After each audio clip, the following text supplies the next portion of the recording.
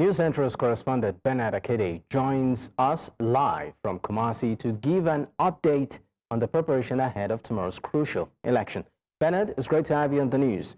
Of course, just to give a bit of an overview, 13 presidential candidates, but two major ones. That's the current Vice President, Muhammadu Bawumia of the New Patriotic Party, and also John Mahama, a former president, National Democratic Congress. We know that about 18 million plus registered voters and 40,000 polling stations. What is it looking like for tomorrow?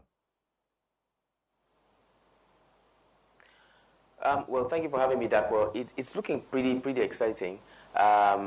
And from where I stand, I'm beginning to see that, I mean, I'm no soothsayer or fortune teller, but I'm beginning to see that it may just be a close call. And that's because both major candidates are quite familiar with Ghanaians, and Ghanaians familiar with them. Like you clearly stated, the incumbent vice president is running.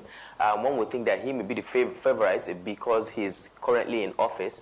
And then you have John Mahama Dramani, who's been the president before, who ran for 4 years, is a friend of Nigeria. He visits Nigeria quite a lot. Now, I think the polls is going to be, divided between both of them. Now, the day before, or rather yesterday, when we got here, we got to several places, and a lot of people we spoke to it seemed like they were leaning towards Mahama. But today, it seemed like most of the people we went to speak to were leaning towards Bawumia in that particular market we went to. So I think it's split, along the center between both of them.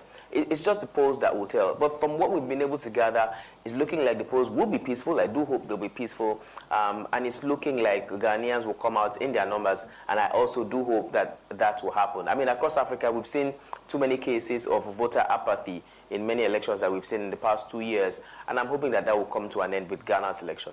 I mean, just a quick one. Talking about voter apathy and participation ahead of tomorrow, I mean, from the reports that we have, we can see that at least in many areas there seems to be some level of excitement. But looking at the number of registered voters compared to maybe the adult population in the country, would you say that indeed there is, in terms of engagement, looking at those figures, is that really reflective? Yeah, I think so. Now, just before this report, I was going through the records, and there's a website I was looking at, and that website has affiliations to United Nations. Now, it gave Ghana's total population as of December 2024 to be about 34 million plus, if I'm not mistaken. And if you have over 18 million from that number registered, it means slightly over 50% of the entire population are registered voters. Now, if we have a good number of that number actually turn out to vote, then it means that there's a good representation of Ghanaians coming out to choose their leader.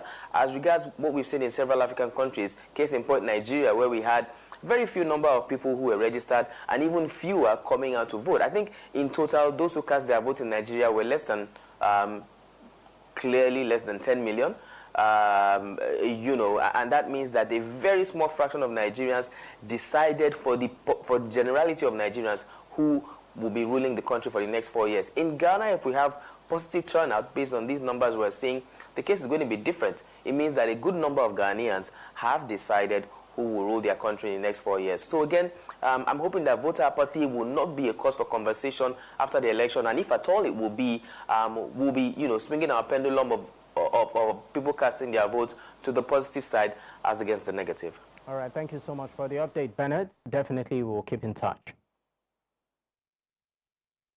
Also joining us on the news to discuss this election is Global Affairs Analyst Paul Ejime. Thank you for your time, Paul. Thank you for having me. All right, great. Let me just get into it. Now, two major contenders out of the about 12, 13 is the current vice president, that's Muhammadu Bawumia, and also we have John Mahama. Now, my question is this. Both of them seem to have a political history. Now, the NPP is hoping to have a third consecutive term. Through, of course, the current VP who is the presidential candidate. And then for John is looking to have a second term through this election in office. This, in a way, is pretty much historic, don't you think? That this was, I didn't quite get it, the question. That this did what? Could this election, could we be looking at history in the making of some sort via this election? Yes, there is a first in Ghana in so many ways. By the way, the two of them are from the north, and for the first time in Ghana's history. And for the first time, Ghana is also having two candidates of different faiths. Mahama is a Christian, and Bahimwa is a Muslim.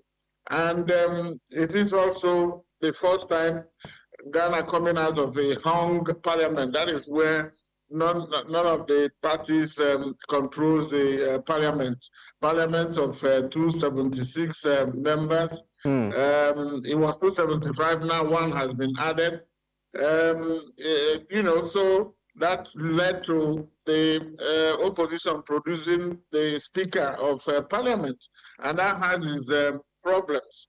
So these are some of the new uncharted course that Ghana has to tread. And for instance, the Parliament has gone on an indefinite adjournment. Reason being that the Speaker wanted to evict 4 people who had crossed, carpet, have changed they wanted to become independent, but the Supreme Court waded in and said, no, Speaker, you don't have such authority. So it's it could create a problem in the fact that it is Parliament that will approve the budget that will be used for the transition. By the way, if none of the two or none of the candidates gets 50 plus 1, they will go into runoff in 3 weeks' time. That is 21. We seem to have, okay. By 7th of January. All right.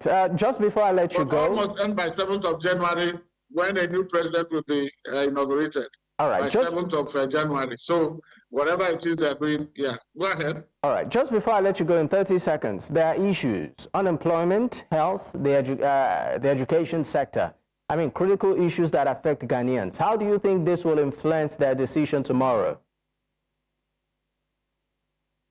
I think they would. These are issues that are featuring in the campaigns. Unemployment, particularly among the youths. There is education. There is corruption, and insecurity too, because you have violent extremism from the Burkina Faso border with Ghana. And then the fact that there is a fear that some politicians might want to import or use terms that they call vigilantes. So there is a problem of vigilantism, even though government had come out with a law against that since 1999. But they are saying that perhaps they have gone underground, that it could also resurrect. But there is all seems calm. And one hopes it's not calm before the storm. But Ghana has a tradition of running, peaceful election. Even though in 2020, 8 people died, they are saying that it's not, that wouldn't happen again. All right. But they have done this election cycle for 9 years, 9 times. All right. For over 30 years. And they hope that they will also cross the, cross the line with peacefully. All right. With peaceful transition. All right. Thank you so much, Paul Ejime. Thank you once again for your time.